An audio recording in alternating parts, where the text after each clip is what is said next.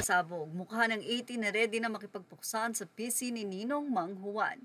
Anyway, bibili na nga sa supermarket ang nasabi nga po nga face card ng SB19. Isang pack po ito or isang bundle. Kung saan, I don't know kung lahat ba ng photo nila na magkakasama nandoon or sa isang bundle ay isang member ng SB19 like Estelle, Pablo, Ken, Justin, and Josh ang makikita doon.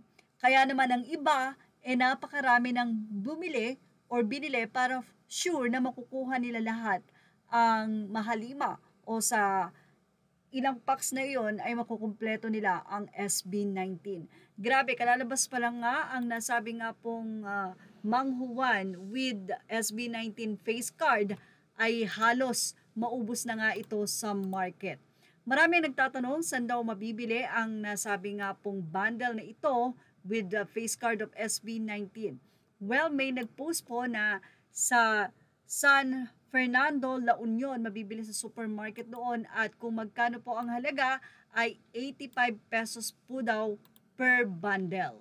Ito nga ang pasabog ng Mang Juan sa SB19 at alam na alam nilang pasayahin ang mga fans na 18. Anyway, ilan sa mga naging pahayag ng mga fans na nakabili na nila, sinuwerte sa unang 5 bundles na binili, hihihi, o Pablo na lang ang kulang. Salamat Ninong Mang Juan Republic. So siguro sa isa talagang bundle ay isang SB19 na makikita nyo doon, kaya naman marami yung binibili ng iba para sigurado nga na makumpleto. Pero sa kanya si Pablo na lang daw ang wala. So ito ay nabili niya sa CSI La Union. Mukhang sa La Union po mabibili ito at mukhang sa ibang supermarket ay hindi pa available. Samantala, hindi ringid sa marami na maraming teachers ang kumbaga ay fan ng SB19 at tinatawag na 18.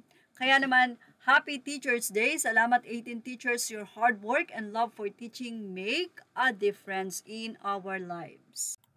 Samantala, ilan sa mga places dito sa Pilipinas ang pinapakinggan ang kanta ng SB19. From Luzon to Visayas to Mindanao, SB19's music continues to bring 18 together, the 2 to 10 music by listeners in the Philippines highlight just how far and wide the passion for SB19 reaches. Did your city make the list? Tell us where you're from. Let's honor the dedication of every streaming city across the country.